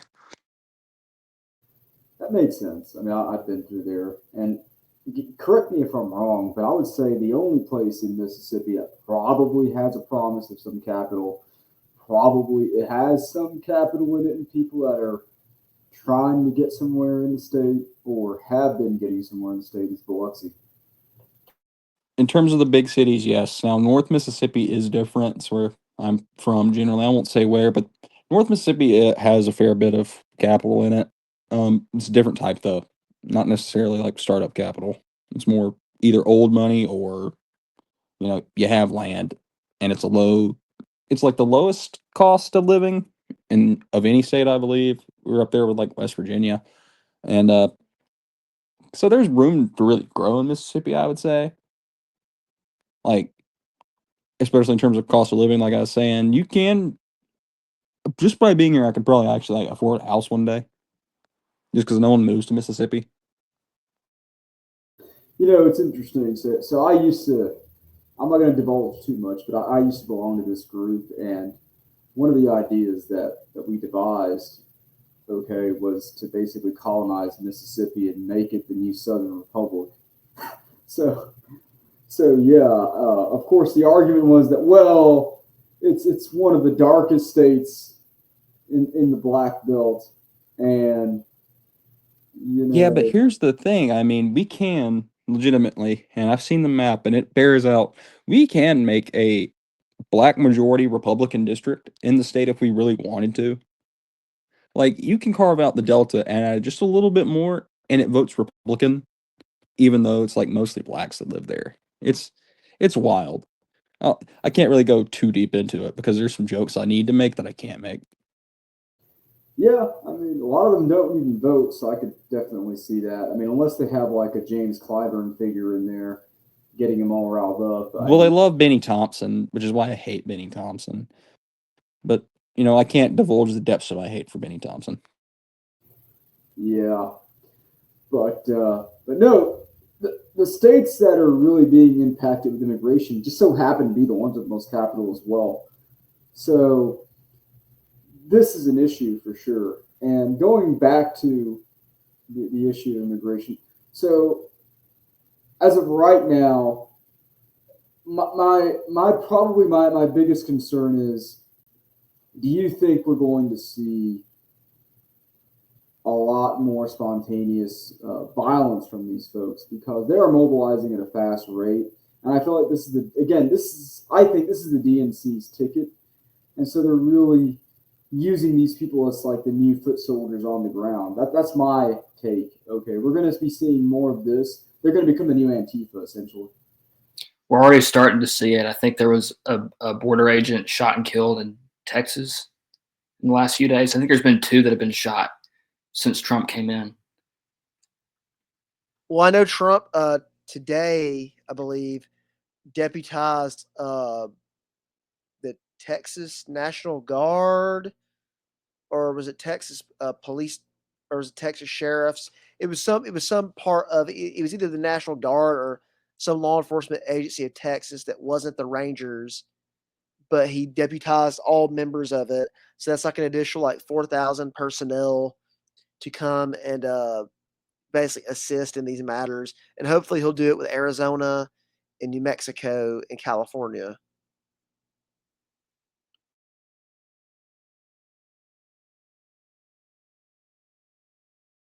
Yeah, last year, my state, we deputized the Florida Guard and sent over 600 of them to the southern border. So the media made a big stink out of it. They were all over, the nonsense. But I think we're going to be continuing those operations and working in conjunction with. I remember that, and I believe Alabama also sent people to Texas too. So did Mississippi. I remember we did it because I was sitting there the whole day just waiting for Tate Reeves to say we're sending people there. And I was about to like write him a very strongly worded letter if he didn't. That would have been very vulgar. And all Southern National Guard units probably should be. Actually, there's no probably to it. They should be at the border, unless you're like North Carolina and are repairing storm damage. Um, Definitely need to be down at the Texas border.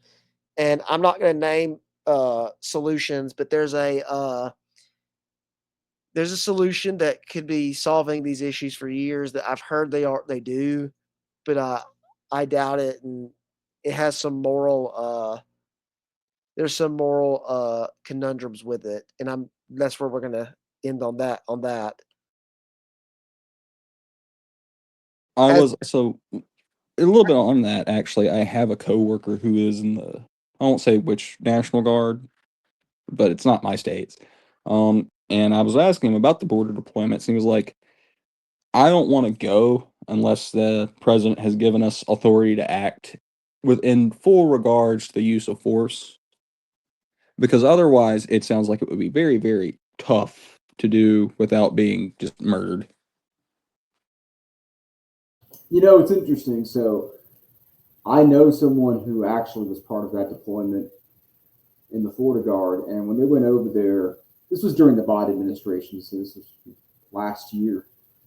So they still had marching orders from them when they were doing their job and catching the the migrants, right? The invaders, let's just call them that. When they were catching the invaders, they basically were approached by ICE agents and Customs and Border Patrol agents, and they were told to release them and get them into their custody. So a lot of what they were doing while noble was being completely and entirely sabotaged by the federal government. I imagine as much. And I'm just so glad that old man and that cackling hag are out of the office. They yeah, and I remember when they first got elected, somebody said that they wouldn't be able to really do much because like Congress is going to be all Republican and all this stuff. And it's like you look at it and they really did cause a lot of damage. You say with the Obama administration, but they really tripled the damage done. I mean, this is the way I see it. Okay, like I said earlier, corporations run the country, and what the Democratic Party has become, in effect, is the party of the corporation. So, what they want is a permanent slave class of immigrants. So they are, in effect, the party of slavery, ironically, right? And so that's why they're so adamant about this. This is their way out. They want a majority Latino, Latinx, Hispanic country, right? By what was it, 2040 or something, where they would become the majority of the vote. So that is what they're aiming for, and it's interesting that now we have people like Bernie Sanders, who I guess he was always sort of moderate on this issue, but now we have him like totally against open borders and sticking up for American workers. I'm like, oh wow, that's kind of based, Based Bernie, bro. Well, we've been on here for about 2 hours. And I was going to say, it's getting late. We probably need to call it for the night. Yeah, I just wanted to touch upon something. One of the things that I really love about Trump and his return is the J6 pardons and the meltdown that's caused. I think that, well, I disagree with everything that happened on J6. It was nothing, and I do mean absolutely nothing that the media said it was. It was not a riot. It was not an insurrection.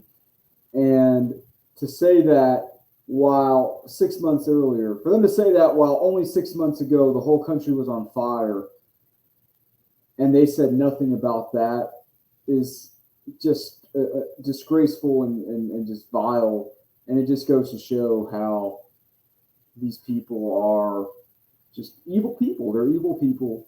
And the fact that people went to jail for walking into a federal building, and by went to jail, I don't mean like for trespass or actual legitimate charges, but the fact that they went to jail for terrorism, basically, is insane. And it just goes to show that if the left ever does take over again, they're not going to show any mercy. So we shouldn't show any now. No, now's the time to hit them back 100 times harder. We may not get another chance. So The one white pill I'll bring attention to is Trump's statements on South Africa, threatening to pardon them for the genocide against the white population they have had going on there, particularly the Boers. He is proposing massive tariffs and cutting off the foreign aid to them. So that's a big white pill for me personally. I'm not South African or anything, but I feel a spiritual connection to our brothers down there. Send in not Blackwater, Academy or whatever they're called, destabilize the regime there. Arm Boer resistance. Let them set back up a proper government. I mean, we could just topple Zimbabwe and make it Rhodesia again, but that's just my personal preference. Well, it's kind of hard to do that when you're dealing with, expensive beer and, expensive avocados. Unfortunately, so I mean, as everyone knows, the main thing that the army marches on is it's beer and avocados. who cares about the avocados? I'm worried about maple syrup. It's already expensive. Canada, I just looked it up. Canada produces 80% of maple syrup. Shoot, I eat my You'll love the pancakes Maine without maple it. syrup. Gotta call Bernie. He's up in Vermont. They have a whole lot there. Well, I actually eat my pancakes without maple syrup, and I think most maple syrup now is probably not even worth really. it's probably more like corn syrup than it is maple syrup. That's true. Well, you can get real maple syrup. It's just at the store. Like 90% of what you see, if you like look at the label, it'll be corn syrup or cane syrup or something. Can But have maple 20 syrup, something ingredients when it should be like probably 3 at the most. Be a real American. Go out, find you a maple tree somewhere. I don't know if we have any maples around here. No, be a real American. Don't do maple syrup. Do molasses. So true, so true. And also make sure to cook everything you have with beef tallow if you're frying. Well, I'm from the South, so I love my grits in the morning. Yes, and this video is sponsored by Buffalo Wild Wings, who cooks their French fries in beef tallow. Also, Alps. If you have a nicotine addiction, Alps. Anybody want to do any more fake plugs for any more businesses? Well, definitely not Corona. Yeah, or avocados from Mexico. Lucky Strike cigarettes, smoking. God bless. Yes, Trojan condoms for everybody who's not a Christian. Trojans, if you want to horse your way into hell. Spirit Airlines for world class comfort for every deportee. I think that's more like Trump transportation right there. More like the United States Coast Guard as of 30 minutes ago. Uh-oh, are they getting activated on this? Oh, yes, they are loading up their planes. It would look like to be C-130s with illegals. Well, I mean, that's probably the most expensive flight they'll ever get to fly on. Well, if you ask me, if they're the criminal sort, we should just not land and forget the parachutes at home by accident. Give them what they were going to do to DB Cooper. I say we make them live through the old World War II paratrooper song. Yeah, Blood Upon the Risers. Yes, gory, gory. What the hell? Well, a whole trail of tears back to Mexico. Is Luca Caracha going to be playing on that one? No, the Macarena, but slowed down like that one video that I send you all the time. Oh, the Gulf War edit? No, the drug war edit. Oh, yes. Well, look, I don't condone violence. I love everybody. There's some great people out there. I want to be friends with everybody. Except drug cartels. Yes, unless you're a violent, illegal criminal that wants to hurt decent folk. Or communists. I hate communists. Well, that falls in that violent criminal category. Or Indian, but yeah, that's a different thing. I don't know if we can go that far now. Except like the Cash Patel sorts. I like those sorts. I'm honestly. sorry, but Cash Patel sounds like a rapper name. Yeah, but also, I mean, hopefully he puts a rap on the FBI. So there you go. That's the only way I can really take that joke. I'm sorry. No, you're good. Well, speaking of raps, I believe I'm gonna wrap up this recording. It's good to have y'all and the other people that were on here. Viewers, stay tuned with keeping up with this stuff. We're gonna be doing these roundtables as the year progresses, and hopefully things get more interesting on here. Hopefully you were able to find our jokes and hypotheticals and explanations of things interesting. Hopefully you got through my likes, and long pauses of thought, and we're able to get something out of this. Well, gentlemen, would y'all like to plug yourselves before you leave? Yeah, give me a follow. William Wall, 1859. And yeah, I just like to excuse myself. I go down all these rabbit holes and all these allegories and all these other things and examples and hypotheticals because I think at 1,000,000 miles per hour. So, and I'm also a political junkie and a history junkie. So I'm going to use all these sorts of examples to talk about things. So if you're about that, then give me a follow. Well, I'll just plug this channel because that's where I'm doing the Creek War series with Otto. And I guess we'll have another episode out in a few weeks. Yes, sir, we will. And that's a great transition for me to plug myself. So you follow me on Twitter at Otto Wolfhelmson. It's a capital O in Otto and a capital W in Wolf. And you can go ahead and find me on Substack at, let me get it up again, at autohawker.substack.com. Everything is lowercase on that. Wherever you find the Robin Hood guy with the horse is where I'm at, except at the local bar. And I guess I'll just plug myself last since I'm the only one who hasn't. Just at WillieEat12 on Twitter or X or whatever you really want to call it. Also, fake shout out to Alps. I'm not sponsored, but one day I hope to be sponsored by a nicotine product somewhere. So there you go. Lucky Strike, sponsor me, please. I smoke your cigarettes all the time. Golds or reds? Golds. Golds. Keep it light. Keep it tight. Thank y'all, gentlemen, for coming out on this. And see y'all next time. And thank you for listening, as viewers. Y'all stay safe and God bless.